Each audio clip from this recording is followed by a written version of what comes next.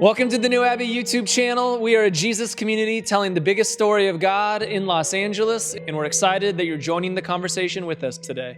Enjoy. At New Abbey, we believe in conversation. We believe that God speaks through each and every one of our lives. And so with that, would you find 3, 4, 5 people around you and answer this question: what did Easter mean to you growing up? Enjoy.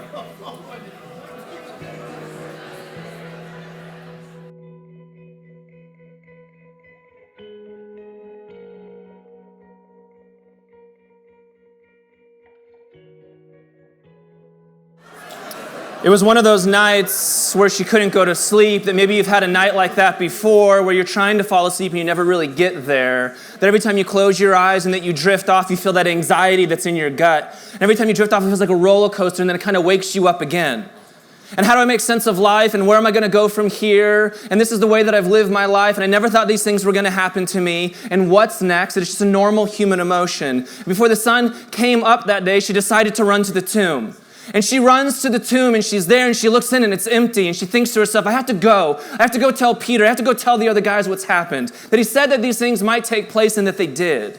And then John chapter 20 does this funny thing. Go read it on your own, but it's one of these classic teenage boy stories of adolescent toxic masculinity, where John, the writer of John, calls himself the disciple who's beloved by Jesus. What a weird thing to put in your own book, right?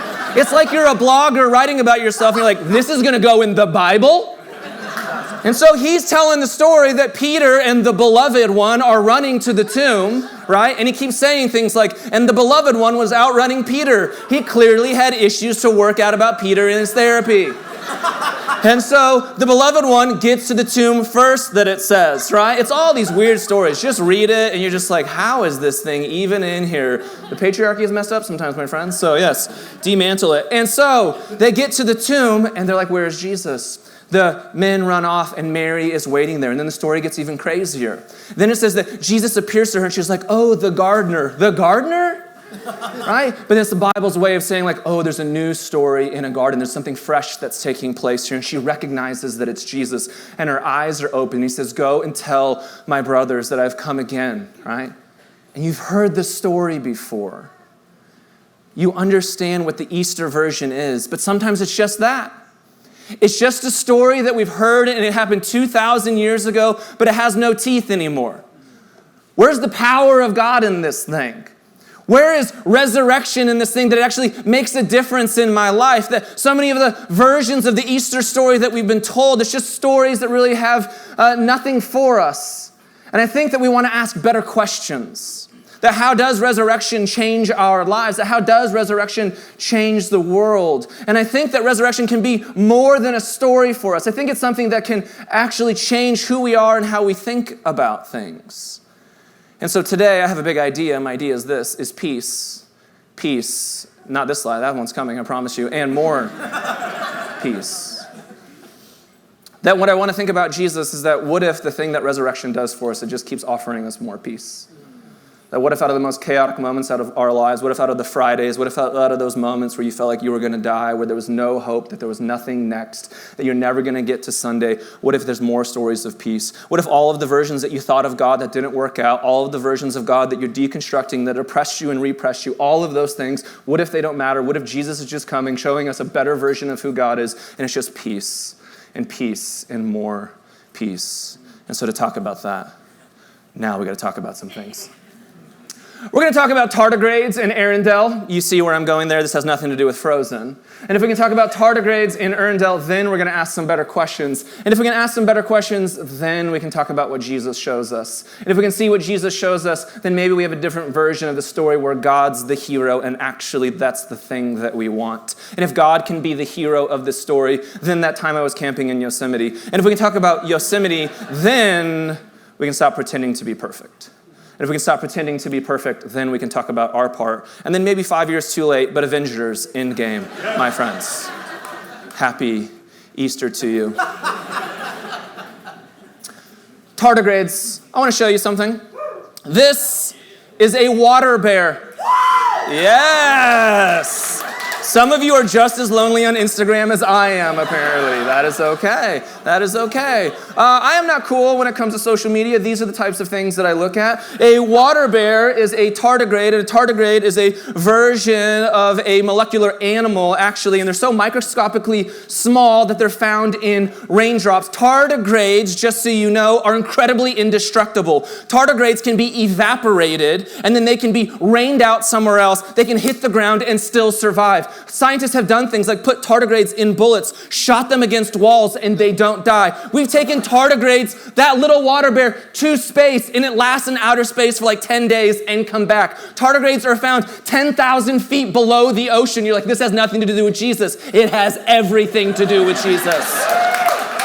Tardigrades are found in the Himalayas. Tardigrades are everywhere. And so the next time that rain is happening on your windshield, you think about that little water bear is dancing for you. I want to show you Arendelle. This is a picture of Arendelle. This just happened a week ago. The Hubble Space Telescope captured the furthest star that we've ever seen. This star started giving off light 12.6 billion years ago. That light is just getting to the Earth. It's so far away that light took 12.6 billion years to get to us. When that light was leaving its star originally, we weren't even a galaxy yet. We weren't even a solar system yet. That light has been traveling, and it finally got to us, and we have telescopes that can pick it up. If that doesn't blow your mind, open your joy boxes, my friends. The universe is wild. The universe is incredible. Sometimes in the world of progressivism and liberalism and deconstructing, we get into these conversations of, well, was the resurrection literal or metaphorical? Maybe those are just the wrong questions. Do I believe that God has the power to raise somebody from the dead? I do. Why? Tardigrades! Arendelle. That is already so nuts. So can one person be raised from the dead? Sure. And what if that's not even the point of the story? What if the point of the story is not debating, did the man actually rise? For me, I believe in the power of God that can do it. What if the power of the story is that what this God man does when he's risen from the grave? That's a very different story that we're trying to live into. And so with that, let's look at John chapter 20, verse 19. On the evening of that first day of the week, when the disciples were together with the doors locked for fear of the Jewish leaders, Jesus, it's like sushi chef, it's hard. Say it a lot, it's tough. Jesus, thank you, I'll do it in the Jesus came. I'm not gonna do that. That's gonna go viral and I'm gonna look bad. So Jesus came and stood among them and said, peace be with you. Pause there. Jesus comes to show us who God is and who we are. That's the simplest version of the story.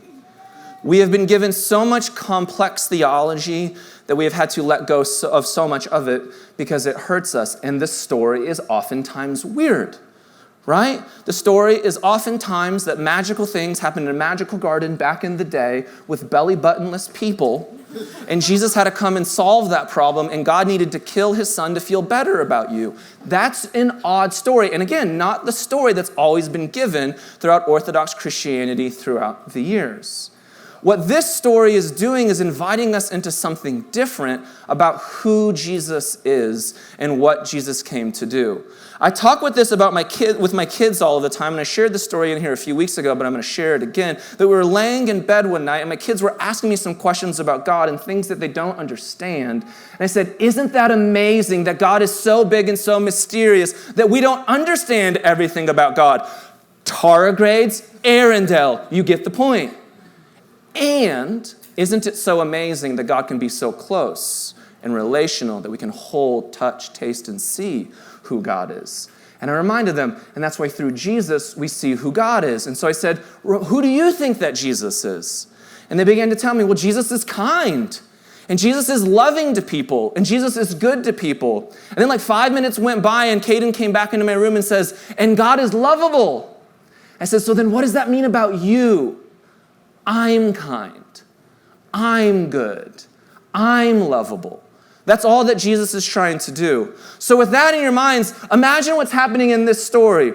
Jesus is coming back. He hasn't seen all of the disciples yet, and this is the first moment after his crucifixion, after he was crucified by the empire, after on that night when he needed his friends, everybody ran away. After all of the brokenness of the world he's holding it. After all of those things, Jesus doesn't come back and condemn everybody to hell.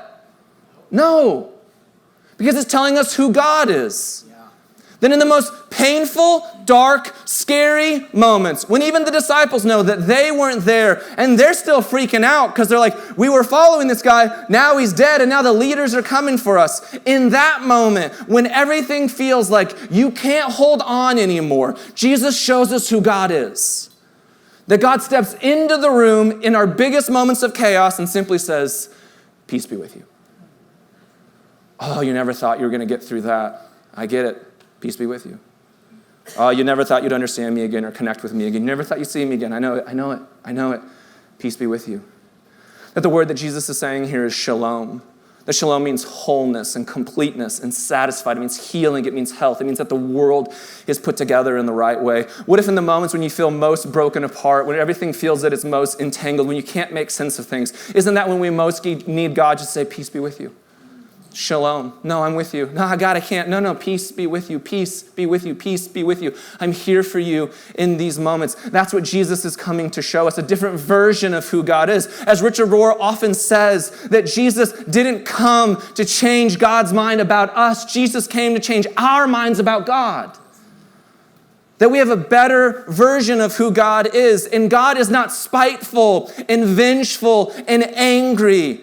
Have you ever been told stories about God, that God is holy, and because this God is holy, then he's going to send people who made bad decisions to hell for all of eternity? That's not holy. That's a psychopath. Holy means other. Other means you have the ability to see something outside of yourself. Have you ever been in chaos and you need a friend to come sit with you and they have the ability to be other right now? For you parents in the room, have you seen your 3-year-old losing their it? I know there's kids in the room, so I'm going to clean it up for Easter, one Sunday a year. You're welcome. And you know in this moment, I can reduce my brain to a 3-year-old right now, or I can get you a snack.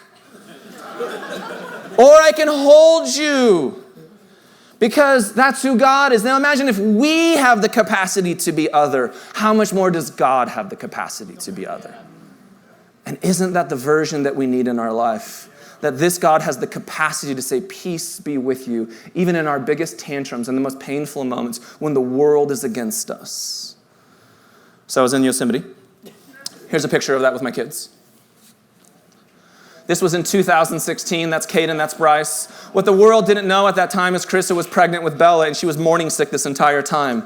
And we're hiking all over Yosemite, and right after this picture was taken, I'm holding Bryce, the little guy there, one of the little guys there, you get which one, the guy in the blue. And all of a sudden, I'm looking at his face, and we're in the vans in Yosemite in the Loop, if you've ever been there before. We're trying to get back to our parking spot because there's like 100,000 people. It's crazy in there sometimes.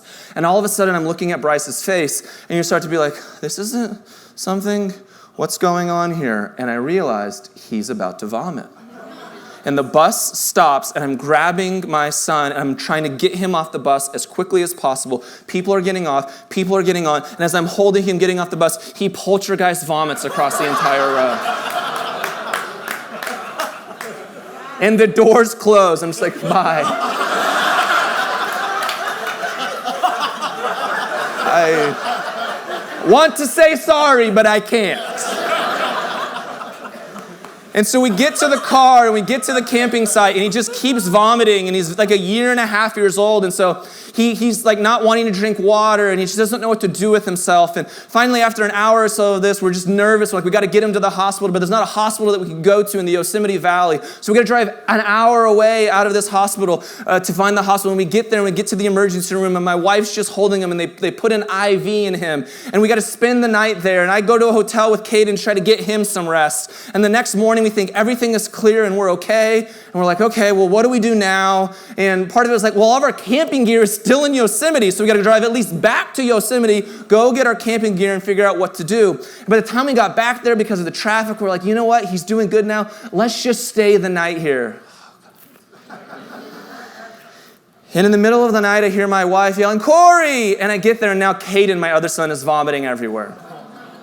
And he's a little bit older, and he's vomiting everywhere. I can at least tell him, here, we're going to take little sips of water. We're going to get some Gatorade. And as the night went on, Bryce and Chris are sleeping in another bed, and Caden and I are wrapped up in a sleeping bag with one another. And each time that Caden would puke, we would like lose a pair of clothing because it was disgusting, right? So there's like a bag in the corner of the tent with all of the vomit clothes. And finally, it's like 3 a.m., and there's nothing left. So it's just me in a bag trying to warm my small child, right? And I need his body heat too. I just need something. I need comfort. I need God. And we're there, and he vomits this last time. So I take the sleeping bag and I roll it. So the vomit's in there like it's a water bed, right? But it's not next to me, and it's warm. So we're in there holding it, just waiting for the sun to rise.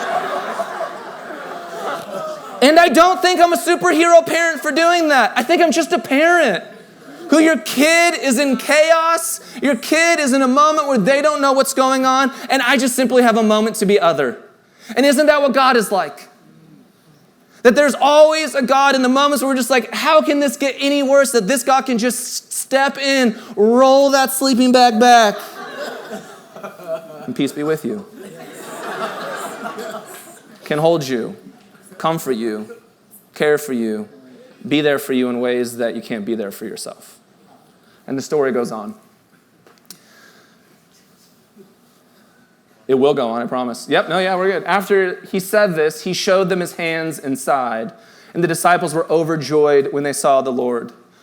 There's something different going on in the story here that most of us weren't given when we were growing up. At least I wasn't given when I was growing up. Again, Jesus just shows us who God is. That when Jesus comes out of the tomb, that when Jesus is resurrected, Jesus is wounded. What does that tell us about God? What does that tell us about being human beings? It's giving us permission to be wounded ourselves. What if the story of resurrection is that you don't have to have it all figured out now? Sometimes the story of salvation that we were given was not a story of liberation. It was a story where you raised your hand and you said a prayer. Now in that moment you had to be perfect or things were going to work themselves out. But what if this is a moment for us that when we see the story of Jesus that we can begin to shed that perfectionism? That we no longer have to pretend that we are perfect. Because even Jesus coming back resurrected still has the wounds. And didn't have to. This is God. He was resurrected. Jesus could have come back with like some work done, right? Comes out of the tomb, better abs, whiter teeth, all could have been there. But no, it's a story of wounds. Oh, look at my wounds, because Jesus is trying to show us something about what it means to be human. At New Abbey a few weeks ago, I was joking with somebody. We were just talking about these stories that we were given where we had to pretend that we were perfect. I don't know if any of you had these stories as well, but every time before you prayed, you had to confess all the things before you could pray, right? If you didn't, a lot of head nods there, right? You're like, I'm going to my therapist tomorrow. And you have to say all the things that you did wrong so that God would accept your prayers. If not, like it wouldn't like fully upload to heaven or something like that, right? If you didn't confess all the things, God was like, la, la, la, la, la, la, la. And so there's this interesting relationship that we had with God where I guess Jesus did it all for me on the cross, but if I do the bad thing, well then I'm not good, so I gotta like say the forgiveness thing, and then when I say the forgiveness thing again or raise my hand, or there's youth group and camp, then God will hear my prayers. There was the rapture. Oh God. Another moment of what happened if I just said the bad word at the wrong time, and when Jesus came back I missed it because I said, what? And I know it's joking, but we had this weird relationship, this fear, this panic when it came to who God was. But here's the scarier stuff. When you were wounded, when you were imperfect because you were, who could you honestly talk to about it? That these versions of accountability, these versions of truth-telling didn't always work out for us. And perfection oftentimes left us more hurt or more in trauma. Instead of the capacity to be honest and vulnerable and genuine with where we're at. Instead of those moments to invite other people in where they could comfort and care for us, where they could offer us peace be with you. We had to give a version of the story that was cleaned up because somehow we needed God to be satisfied with us. And what if that's not the story at all? I remember just being a teenage boy, and being a teenage boy in evangelicalism is tough. Right? You're in those evangelical groups and they'll ask you questions like, did you have a lustful thought today? Thoughts. I had lots of them. 2,748 to be exact, right? In fact, I'm 14 years old. Hormones are rushing through my body as we speak, and testosterone is going up my spinal cord. I exclusively had lustful thoughts today.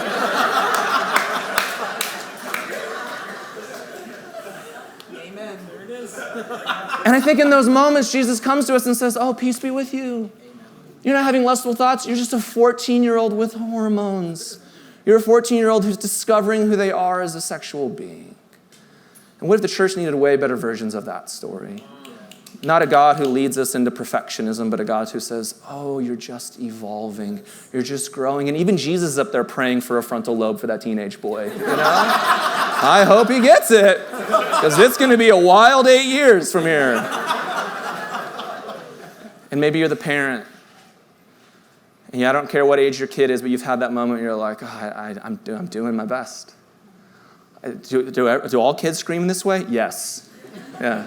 I mean, they were so good before. Then I have teenagers. Or what do I do with this? And what if God, in those moments of your imperfection as parents, because no one gave you a guidebook for your kid or for your marriage or for that relationship, what if instead of perfection where we have to hold it all together, God's just like, oh, peace be with you. Oh, wholeness, healing, completeness, satisfaction. Oh, just peace be with you. I know you don't have it all figured out, but part of the story is that it's okay to be wounded and imperfect. Even out of resurrection, even out of these moments where we have new awareness and new reality and new life, oh, you're still just figuring it out and you're in process. I'm going to be with you even there. For those of you who are in the midst of addiction, you're like, I keep doing the thing that I don't want to do, and I said I would never do it again, but here I am. What if God's even there saying, oh, peace be with you? I know that you're not doing it because you want to harm anybody. You're just trying to care for yourself, and you don't have any better way but to cope in this way. And I say that because I've been an addict for years. And I finally found a gracious God who just says, Corey, I know that you're trying to hurt yourself, but peace be with you. You're just trying to comfort yourself and you don't know how to do it. What if you're just that person in LA and you survived 2020 to 2022 because those were the worst 18 years of all of our lives? And you're like, man, I don't know how I'm going to get through this. And God's just like, I know, but peace be with you. We went from like Trump to like COVID to like wars in Russia, and you could peace be with you. That we need more. That we need something beyond ourselves. And the stories that you no longer have to pretend to be perfect. That Jesus is showing us a different way. So if there's God's part, then there's also our part, and the story goes on. And it says this. And this. Nope. One more verse, I promise. It's coming. Again, Jesus said, peace be with you. As the Father has sent me, I am sending you. And with that, he breathed on them and said, receive the Holy Spirit, circa 2019 style. If you forgive anyone's sins, you know I've been holding that one in for like 3 weeks, people. So thank you for the half laughs. I appreciate it. When I read that, I'm like, I'm really going to sneak that one in there. If you forgive anyone's sins, their sins are forgiven. If you do not forgive them, they are not forgiven. The story moves to this. Jesus is saying, I'm trying to show you a different way. This is why Jesus has followers, students, apprentices. Jesus wants the people to come follow him and observe how he's living life. This different version of what it means to have God in this world, and this different version of what it means to be human in this world. That even in these last moments, these final stories, Jesus is still teaching them a different way of being. Jesus is showing them that oftentimes when we're most hurt, we often hurt other people. But in this moment, when Jesus was most hurt, he doesn't come back and hurt more people. Jesus doesn't transmit the pain. Jesus transforms it.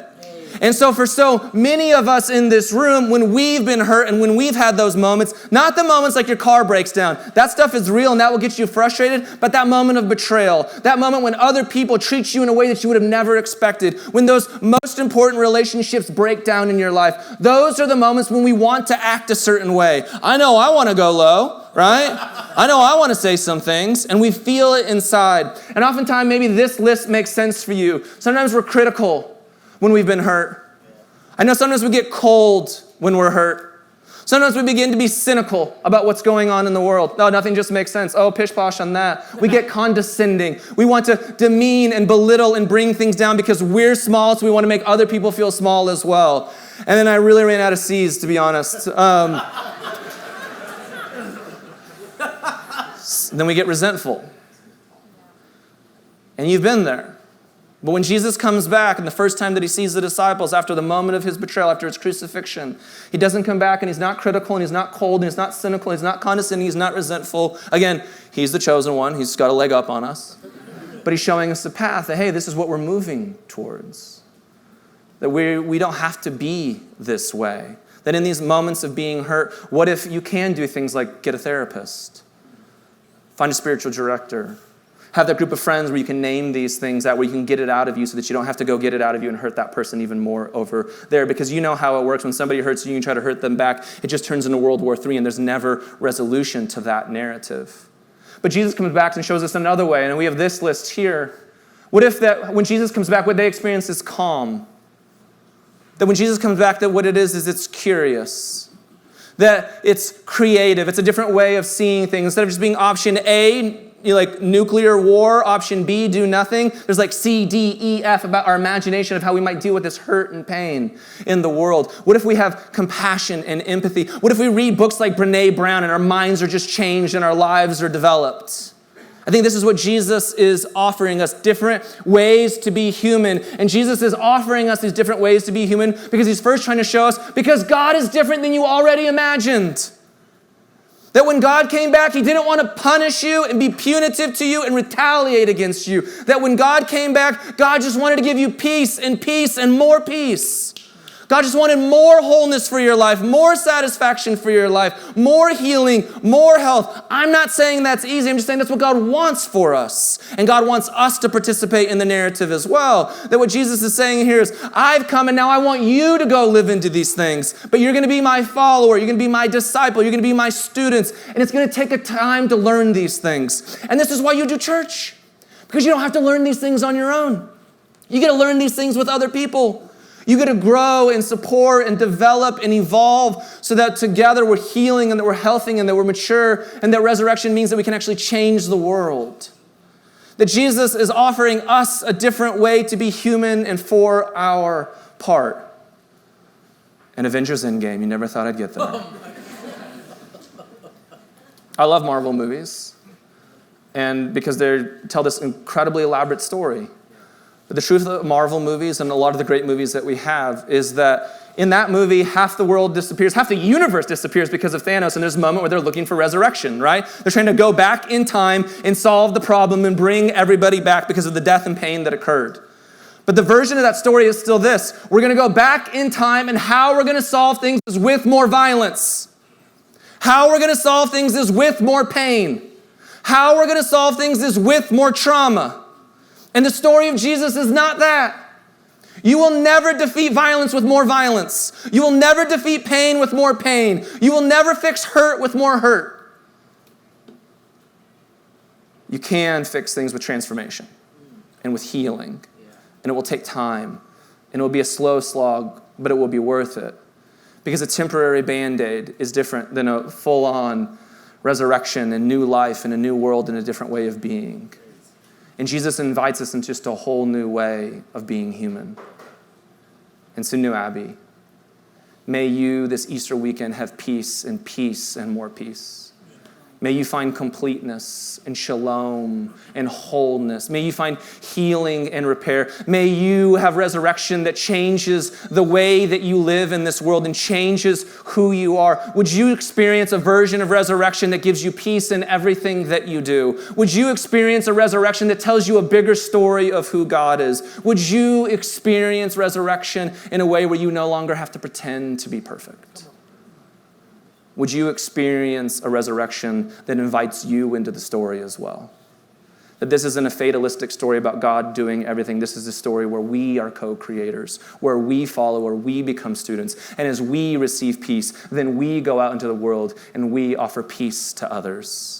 May this be a week, and that even in a small way, peace be with you in everything that you do. Into that Easter lunch, into that Easter conversation, into your Monday morning, and just to the way that you live as a human being. That what if resurrection is not just a story that happened 2,000 years ago? That what if resurrection is a whole new invitation into peace for your lives today? Would you find the same 3 or 4 and 5 people and answer this question with one another? How does resurrection change your life or change the world? Enjoy.